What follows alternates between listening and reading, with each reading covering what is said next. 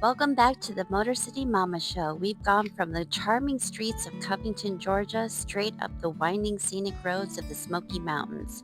And here we are in the one and only Maggie Valley, North Carolina. Home of moonshine tales, mountain air so fresh you can taste it, and this weekend's star attraction, the Hillbilly Jam. Now, let me tell you, the Hillbilly Jam isn't just an event, it's a full blown celebration of Appalachian flavor. And no, I'm not talking about the barbecue, although the smell of barbecue is everywhere. So grab a mason jar of sweet tea or something a little stronger if you're feeling adventurous and soak it all in. And here in Maggie Valley, they make sure you leave with a full belly, a happy heart, and maybe a new story to tell. Maggie Valley sits tucked between lush rolling mountains, a spot where the fog clings low in the morning and the sunsets look like they've been painted in watercolors. And for a few days, this quiet town gets loud. The Hillbilly Jam takes place at the Maggie Valley Festival grounds, a big open space surrounded by mountain peaks. It's part music festival, part craft fair, part community homecoming, and it draws a mix of locals, out-of-towners, and people who just like the idea of a good old-fashioned throwdown. This is where you'll find classic cars parked next to Harley Davidsons, old-time mountain crafts right across from rows of vintage moonshine jugs, and live music pouring out from the stage like sweet tea on a hot day. Restored hot rods and vintage trucks line one side of the grounds, hoods popped open so you can admire that engine work. It's part show and tell, part bragging rights. Oh, and the people? They're the real magic. It's handshakes from strangers, conversations over paper plates of pulled pork, and laughter that feels like it's been echoing in these hills for 100 years. This is small town hospitality cranked up to festival volume. First thing you notice, the music. From the moment you walk through the gates, you hear everything from old-time bluegrass to southern rock and even a little outlaw country. The main stage sits right in the center, and throughout the day, bands cycle through. People bring long chairs, set up in little clusters, and just soak it all in. Others wander from food tent to craft booth, letting the music be their background soundtrack. And sometimes, especially once the sun starts to set, the crowd gets on their feet.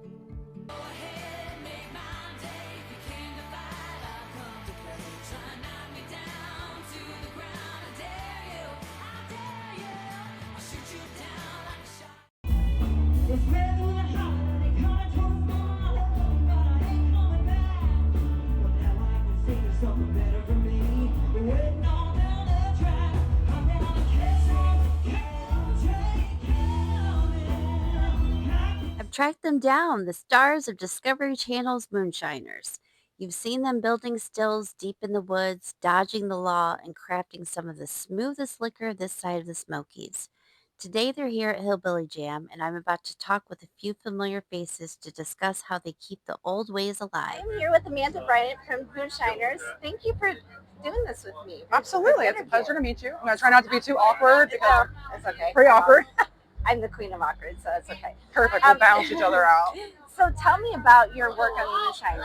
Has it changed your life being on the show? It has completely changed my life. If you would have asked me 5 years ago if I was going to be doing things like this today, I would have said you were crazy. Yeah. I was a roofer for 17 years. I also worked in the restaurant industry, but I loved making liquor, so I did that in my free time. Mm-hmm. And then friends encouraged me to go compete on the Master Distiller show. I didn't want to, but they harassed me to do it, so I did. And that completely changed the whole trajectory of my life. So I don't roof anymore. Mm-hmm. And I am so blessed I get to share a craft that I love, right? Mm-hmm. I love to make liquor, but I get to share that with people who also love to make liquor. Right. I mean, who can say, like, I get to do what I love every day and get to share with a bunch of other cool people that also love to do what I do. Exactly. So I've totally watched the awesome. show, and I've seen you come up with new flavors. So what inspires you with all the new flavors? That's a that you good come up question. So sometimes it's like an ingredient that we're given, with? and then they love to give me problems to solve. So I can be the problem solver, how to fix this or make this taste better. But I think if it sounds like it would taste good to eat, then it's going to taste good to drink, right? Mhm. So the name should inspire you to want to taste it. Absolutely. And I think with my stomach. So if it sounds good to eat, Yeah. it's probably going to sound good to drink it too. So what's your favorite? What's your favorite flavor? Oh, that's so tough. I like all grain whiskeys. Like if it's a go-to for me to drink, I love a good all grain whiskey. Something, but recently I've been doing fruit in the whiskey. So like a whiskey that has apples in it or cherries in it or elderberries, for example. But it gives it a little more of like a full-bodied flavor because you get some grain and then the sweetness of the fruit. And it makes it taste more like a brandy at that point. It's not so much like moonshine. It's just some people might not like whiskey. Some people might not like the fruity stuff. But if you put it together, it appeals to everybody. Right. Exactly. Yeah. So how long have you been doing events like this? Okay, so I was really shy, and I only started doing, this is my 4th year at the Hillbilly Jam. This is the biggest event that I do. I still get nervous. The Valley Tavern pre-party was yesterday. I drove by and I was too nervous or anxious to even go inside. So I can stay at my tent at these events and meet everybody because I really appreciate all the people that support us and make us able to do what we do. So that's why I come and do it. But I've only been doing this for about 4 years. Before that, I was a hermit. No social media, no cell phone, no laptop. And now you're a household name. I don't know about maybe I guess. Well, in some households, in some households, I guess, yes. Well, thank you so much for talking with me today. My pleasure. Tell me a little bit more. Tell me about I heard that you have a distillery. So we are, myself and then my partners are North Georgia Still Company. They build stills and I teach the craft of distilling. So we're coming together to make an educational distillery called Unholy Beginnings Distilling Company. Our building is a brothel and a saloon historically, and it was also a speakeasy. So the building has unholy beginnings, but we're restoring a historical building in St. Paul, Virginia. Awesome. It will be a state-of-the-art classroom upstairs where I get to share my passion and teach the craft of moonshine and distilling.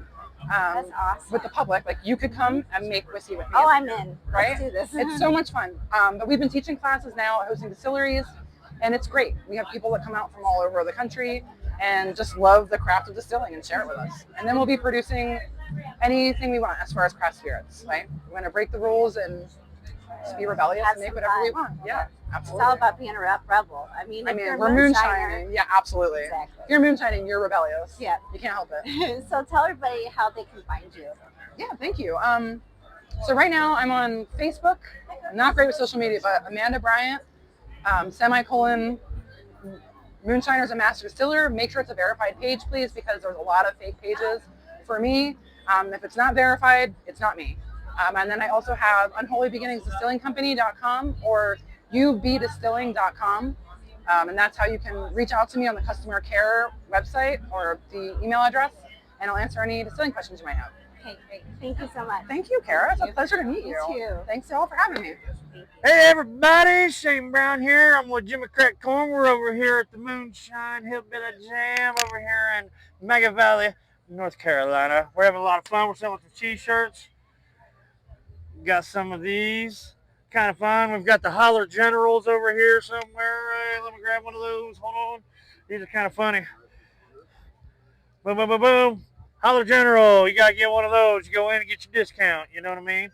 And Jimmy Crack Corn over here. I did his artwork and stuff. And Jimmy Crack Corn shirts. Boom. From Kentucky, Louisville. A little bit bringing of a it in. moonshiner. Little bit. Yep. We're just out here having fun. Yeah. Great people. Great event. Great time. Loving it. But yeah, Louisville, Kentucky, just coming down to hang out and enjoying it. Trying to make a bunch of money. Yeah. No kidding. Selling all the shirts. Yes. But yeah, thank you for the interview and everything. Appreciate y'all have a good time. Check us out. You can find me, Shane Brown Art, all over the online. Jimmy Crack Corn. He's on there too. We'll figure it out. We'll see you soon. Take care, y'all. I'm here with Solomon Sutton, who was Popcorn Sutton's son. So tell me a little bit about your dad. My dad was a moonshiner. He made liquor here in Maggie for years and years and years. He finally got caught a couple times that led to trouble, and then he made that famous video, My Last Damn Run I'll Ever Make, and that's kind of what started this whole big moonshine trend, is Dad being out in the open about it and not hiding, you know. I've watched a couple of those episodes, and you're on the edge of your seats hoping to get away from the law. Oh, it's like that in real life, too. Yeah. If you get caught, you'll get in a lot of trouble. Oh, I bet. Oh, yeah, lots of money and lots of, you don't want to get caught doing anything like that. Have you ever been close? Have you ever? Oh yeah, I just got off probation for 2 years. It's not good. No. No. So what do you think about like the distilleries and the moonshiners? I asked somebody else, and they said it is like a family. That It is. family comes It's yeah. together. And I mean, like you could literally call somebody and they'd help you out or do whatever they would to help you. It's not like everybody thinks like it's a cutthroat like it was back in the. Obviously, there's enough people buying alcohol. Right. You know, I mean, you got to be. It ain't like it was in the '90s and stuff. You know, everybody kind of gets along. Just have respect. You know. Right. Yeah. It is like a family, and Mhm. everyone I've met here, I mean, they all know each other. And Oh yeah, love everybody's each super other. nice. We all take care of each other, you know. Like if you need something, we'll help you out. If you need a fan or whatever, you know. Everybody gets kind of shares everything.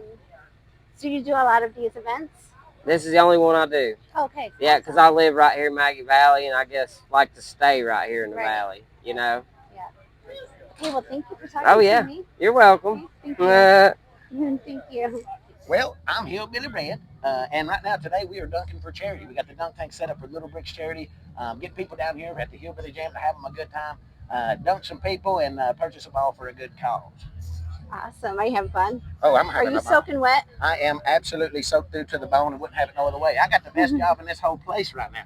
Everybody else running around here out here sweating. I'm shivering. Yeah, I think I should probably get in there. We can set her up. You think we ought to set her up? No, that's okay. Never We mind. can. So all the way in from Michigan. Yeah, TV Sure. shows, and now I get to hang out with the Moonshiners this weekend. So Awesome. Great so time. much fun. Thank you And so what much. better place to do it than Hillbilly Jam? I It's know. epic.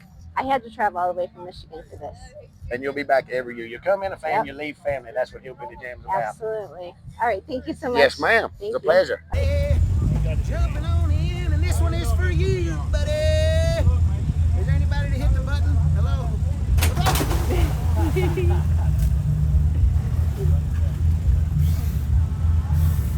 Bloody Hibbits. Billy, years late. I'm here with Taters from the Moonshiners. So tell me about, do you have to apply to be on the show, or just somebody tell people about you? How do you get on Moonshiners? Well, the first time I was on Moonshiners, we went on there with, they had a bunch of mayonnaise they just need to get rid of. And they knowed I raised pigs, so they contacted me to help get rid of the mayonnaise. And of course, get their jars was pretty cheap. But we done that, and then I seen the advertisement for Master Distillers on one of the internet venues. I don't know, I can't remember which one, but anyway, another. I put in my application, kept it secret. I didn't even tell nobody. And they drove me out, and I done all the steps to go through for that, straight up and honest and everything. And then they picked me to go on there, and we got on there and done pretty good. We won, had a good time, and everything like that. But, So how many seasons are you on? let's see, I'm on 1, 2. I've been on Moonshiners 3 times, 3 different seasons, and then on Master Distillers I've competed in 2 regular competitions and then 2 Tournament of Champions or Outlaw, whatever the names of it was. I can't remember exactly, but I've competed and ended up down next to the final rounds in both of the big tournaments, and then I've won the other 2 that I've been on. So That's 2 great. for 2, that ain't too bad, I don't think. Not too bad. So when I watch the show, I always imagine there's some pranks going on behind the scenes. Is there? Are there any shenanigans and tomfoolery? Well, a little bit. Now, if me and Daniel Maynard's on, we filmed a few together. Now, me and him, we're like brothers, so yeah, we gig and poke and Yeah. hide stuff from one another. Have and to, a little bit of everything, fun. Got it. But all in all, you can't pick at some people. And if something was to happen and they lost, then it would be over. It's because Tater's done this. Right. So no, I don't. Yeah. Right. I pick and choose who I pick on. Yeah, that's probably a better idea. Well, thanks for talking to me Well, today. thank you, and I appreciate what you do and spread the word. Yes. And in all reality, it don't matter how you make liquor, what you make liquor with. End of the day is you try to get along and make somebody happy and make whatever makes you happy of making liquor. Absolutely. Thank you.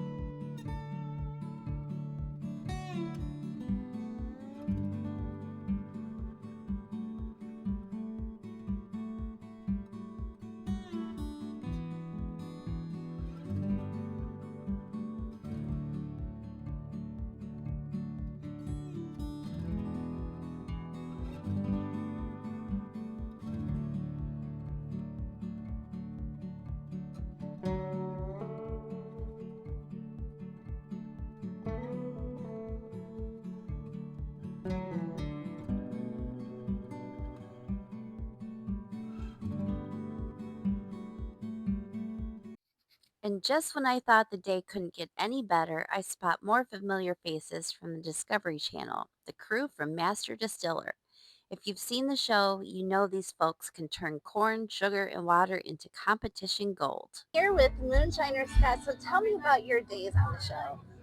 Well, when we filmed, it was right around Labor Day, so it was hot, very hot, and it was during COVID stuff, but it was probably a little more nerve-wracking than people can imagine Yeah. because you are actually on a clock and being timed Right, when you make stuff. right, exactly. So how long were you on the show? Uh, just I was season 2, the vodka episode, and it took us about almost 2 weeks to film. Oh wow. So I have a question from one of the viewers. Um, is this show real or some of it staged? Because I had a lot of people ask this Yeah. actually. For the master distiller part, ours was real, Mhm. as far as I know. Now, during filming, like if somebody messed up or there was a noise, we would have to stop and refilm stuff. But as far as what we did and how we made it, everything was real. That's really awesome. So how long have you been making moonshine? Right, 12, 15 years. Was it a family thing? Was it tradition or just something you wanted Yeah, to get well, into? probably everybody's got somebody in their family that's done it at some point, Yeah. for either survival or money or whatever back whenever. But my dad's grandfather made it, and Mhm. so I wanted to see if I could do it, and started making it. People liked it, so. So during peak shine season, what is a typical day like? Are you like sitting at right next to the still all day long, just waiting? No, well, people get some misconceptions on Mhm. how long it takes to make moonshine. They Mhm. think they watch the show, and the show's an hour long, and people make this moonshine, and it takes a lot longer than an hour Right. to make it. Right. So, It's so a it, process. yeah, you're taking anywhere from 5 to 7 days to mash in. Mhm. So you get your mash, and it's got to go through its process. So you're not going to sit with it during that. Right. And then when you run it, you've got to kind of stay with the still to make sure nothing happens. Right. Because It's all about patience, right? it is about patience. Yeah. So you're looking at, depending on the size of your still and what you're running, and you're looking at my still. I've got a 30-gallon I use, and from start to finish, it takes about 10 to 12 hours. Oh wow. Oh. So, and you don't want to leave it. I mean, you've got a lot of heat and a lot of alcohol coming out, Right. so you can't just leave it sitting. No, it's kind of dangerous. Yeah. You kind of need to keep Yeah. an eye on that. And I have had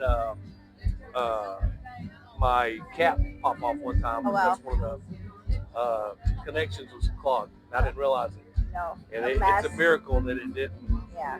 Blow blow up. something up. Yeah. Right. Well, thank you so much for talking to You're me. welcome. There's a real sense of pride here. Pride in being from these hills. Pride in the music, the food, the way of life. It's also very welcoming, whether you're from down the road or halfway across the country. Folks will strike up a conversation with you like they've known you forever. When the sun starts going down, that's when the Hillbilly Jam really hits its stride. The mountains turn dark silhouettes, and the stage lights glow warm, and the music gets louder. So why make the trip to Hillbilly Jam? Because it's not just a festival, it's a slice of Appalachian life served with a side of barbecue and a whole lot of music. It's the kind of place where you can spend all day listening to tunes, talking to strangers, and discovering little treasures you didn't even know you needed. Plus, let's be honest, it's fun to cut loose in a place where hillbilly isn't an insult, it's a badge of honor. For me, this trip felt extra special. I used to visit Maggie Valley with my grandparents every summer. This was their birthplace, the place that shaped their stories. Walking these roads again, hearing the music bounce off the mountains, and smelling that mix of barbecue and fresh mountain air, it felt like stepping back into a memory I'd been carrying all my life. Before I end the show, I've got to give a huge thank you to Michael Bowen, the Moonshiners photographer, for providing some incredible footage that helped bring this episode to life. And an extra big shout out to Diana, Pete, and Uncle Joey for being my videographers during filming. You kept the cameras rolling so I could keep the stories flowing. No matter where the road takes us, from big city lights to small town stages, festivals remind us that the best stories are found where the music's loud, the food's hot, and the people are real. Until next time, keep your wheels turning, your playlist full, and your heart wide open. This is your Motor City Mama. Stay tuned till next week for more coverage of Hillbilly Jam.